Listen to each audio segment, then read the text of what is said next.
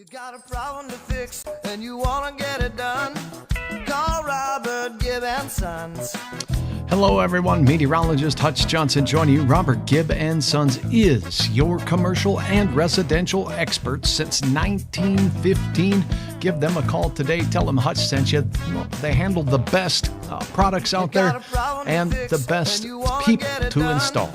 Call Robert Gibb and Sons. All right, one of those days where we just love spending outside. Not so hot out there, the wind taking a little bit of a break, and all in all, it's been a quiet weather day across the area. Hey, thanks for following Hutch here on Facebook, and if you have not done so yet on my Facebook page, I'd appreciate you clicking the follow button and keeping the number of folks watching on the up and up. Nathan, thanks for dropping a line, letting me know you're watching from Fargo and Moorhead. Hi, Nathan, good to see you again today. Hey, if you're watching out there, tell me what you're doing outside today and what are your plans tonight with this beautiful weather. Changes are in the offing. Number one, we have a return to cooler weather for the remainder of the work week, and we do have some wet weather to talk about, including a chance for a few strong to severe storms. Let's go over it all. First, let's look at those current conditions. Right now across the Fargo area, we have 75 at the Moorhead Airport, but 77 out at Hector International. Dew points are in the 50s, which is about average for our area this time of the year. The Detroit Lakes area, 73 degrees, your temperature, 76 degrees as we look down to the south in Grant County, and 73 out in the Britain, South Dakota area. Dawn, it's a pleasure to have you on board, and thank you so very much for sharing stars with me today. Another way to support Hutch other than following me on my platforms. Now check out what's going on in Grand Forks. That's one of the warmer areas at 78 degrees, 77 right now at Crookston with Thief River Falls at 74. For our viewers out in the Bemidji area, we have 75 in Waskish, 73 for Bemidji. And out to the west, well, not really all that hot out there in the Bismarck area. It's 72 degrees. And I do not think it's 32 degrees outside of Mohall out here, but we'll just say that sensor might be out to lunch. Hopefully it will be back soon after its little lunch break. Now, you notice that we do have some weather that is roaming about the prairies of Saskatchewan right now. This is a line of severe thunderstorms working its way toward the Estevan area and points north and heading to the south and east. Look at the speed of movement of these storms, 45 to 50 miles per hour. Let me slide that down for you. So these are some fast-moving thunderstorms out there. Elsewhere out to the west, if we take a look at Bismarck's radar, this is quiet, but look at the heat in the border counties. So as we look at Sydney, it is 94 degrees in Sydney, 88 in Beach. And I'll look at the Glasgow radar showing some showers and thunderstorms popping in the heat in the elevated terrain of Montana. So here's what you need to know about the forecast. Let's talk a little bit about tomorrow. Some of the showers we see now are heading our way. And by the time we get to morning, we'll have a few light sprinkles here and there. Most of us stay dry. But in the afternoon, showers and thunderstorms will be roaming. Now, there's a chance for some severe ones down to the south. Not everywhere. It looks like the best chance for strong to severe storms will be mainly south of Interstate 94 and into South Dakota as we go through the afternoon and evening hours. So this is a snapshot at one model's rendition of the forecast showing more widespread rain showers and little embedded thunder showers up north and some stronger thunderstorms down to the south. Leora says, whoa, Champlain got 2.68 inches of rain yesterday. It was a gully washer out there. Now we're going to take a look at the risk for severe weather from the Storm Prediction Center for tomorrow. And you'll notice that we have this green color in our area. So the Storm Prediction Center, those experts out there in Norman, Oklahoma, depicting this area of green from Cheyenne, Wyoming through most of Nebraska, eastern South Dakota, and southeastern North Dakota, and parts of western Minnesota are in a level 1 of a 5-level severe thunderstorm scale. That means marginal severe storms are possible. Now, not going to be very hot tomorrow, but there'll be some energy in the atmosphere as we go through the day. Thank you, Ryan. I sure appreciate you joining me. And the main risk for thunderstorm activity tomorrow is going to be the hail and the wind, and we'll take a look at the aerial coverage of these threats. So here's the area where we're expecting a chance for some hail tomorrow. Notice everywhere that's in this brown area here is a 5% risk within about 25 to 30 miles of any point, you're going to see some hail out there. So not all of us are going to get hail from these thunderstorms, but there is a chance. And those hailstones could be upwards of maybe 1 inch in diameter, the way it looks right now. Now, as we look at the other threats with regards to these storms, here's a look at the wind threat. So wind and hail about equal. A 5% chance anywhere of seeing some damaging wind gusts on the order of 60 miles per hour. The tornado threat in our area is quite low, so that is not the primary risk as we go through your day on hump day, heading out to your forecast. Now, let's take a look at the modeled forecast real quick and see what the timing is with some of these storms as they work their way through. Here's what you need to know. Let me move this back down here just a little bit as we're looking at some details in the forecast in Iowa last time we spoke. Okay, so here's North and South Dakota, Minnesota, and let's put this forecast into motion, shall we?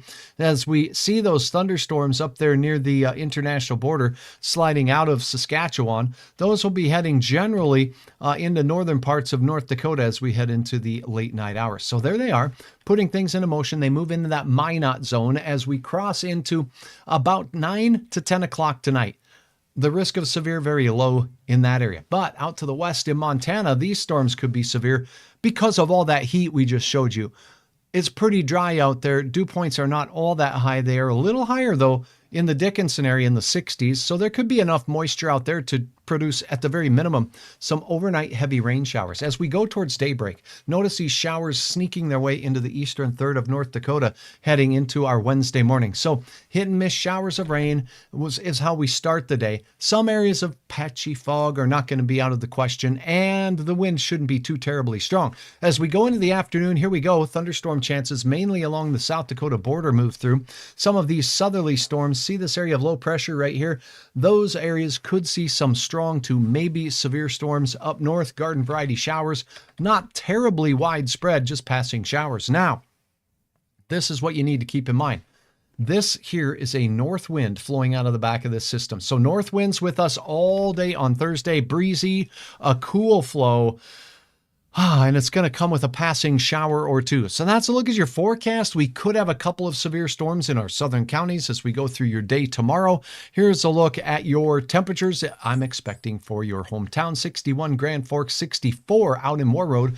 Bemidji, you will have 60 degrees for your temperature to start your day. Notice things a little cooler in southern Minnesota. We'll be in the 50s there, and warmer out to the west where the heat is on. 70 degrees in much of central South Dakota. Out the door, south winds for your day tomorrow, only 5 to 10 miles per hour. Now, as we go through the late part of the day, notice these cooler temperatures in the 60s and 70s. Where you see 60s, that's rain-cooled air. It's going to be a cooler day across the majority of the region, and Fargo and Grand Forks will both be near 70 to maybe as high as 73 or 74 degrees for your afternoon.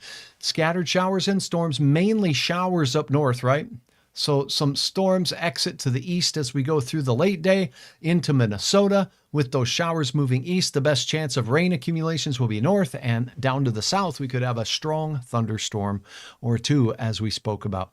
And a look at the planning forecast. There's your breezy Thursday, right? North winds keeping us cool. How about 69 degrees on the 8th month and the 8th day? It's going to be a cooler day. On Friday, we start to see the sunshine return, still on the cool side, but we're going to be rebounding, and it looks like a beautiful weekend out there, a delightful weekend. There will be a chance of a thunderstorm on Sunday, mainly in the far south, the way it looks. It doesn't, at this time, look to be widespread. Temperatures return to some warmer readings, though, as we head into the close of the weekend. So a beautiful weekend with a gradual warming trend. I am meteorologist Hutch Johnson. I sure appreciate you stopping by and, trusting me with your weather information. Hey, just as a reminder for you, you can check into hutchesweather.com. Look at the latest on hutchesweather.com. Some exciting announcements to tell you about as well as we go through. But as you can see right here, we definitely have a live broadcast going on. You can catch the latest when I'm live right online on hutchesweather.com. Hey, I encourage you to sign up for email alerts from me. I'll never sell your information. It's just in those most urgent of situations, I can send emails out to notify you Well, to check in with Hutch's live broadcast. Thanks to all of my fine sponsors, including my friends at Evco Petroleum Products. I got to tell you, my friends at Evco have been supplying lubricants and delivering them. Customer service is numero uno in their 200-mile service area. So my friends in Detroit Lakes can get you handled with all of your needs for the harvest that is ongoing. If you have some maintenance to do, they'll have all the product on hand and get it to your place of operations there, so you can have what you need to get the job done. Hey, check out the interactive radar. You can see what's going on elsewhere across the region. As you see the storms moving towards Estevan out there, where the pinks indicate some heavier rain making its way in that general direction. Otherwise, fairly quiet. The southern plains of Montana may see some strong thunderstorms for tonight. And a quick check on hutchesweather.com at this tropical storm out there. Oh my goodness, stalled out. The Carolinas seeing the brunt of the waves and the surf from that system out there, with rainfall amounts between 1 and 2 feet possible for many areas. Oh, oofta. That is one tough situation down there from a stalled out system. My latest broadcasts can be found here anytime, anywhere, and your photos can be uploaded here as well. And I sure appreciate each and every one of you taking the time to upload your photos, including measurements and storm reports. Look at those aurora lights out there near Borup, Minnesota. Go ahead, log on. Peruse these, upload your own right from your own cellular device. All right, everybody, thanks so very much for watching. I'm meteorologist Hutch Johnson. I will have an update just a little later this evening with more on the timing of storms right now heading in the general direction of you folks in Minot. I'll have a detailed forecast coming up here in just a little bit. But for now, enjoy your terrific Tuesday evening.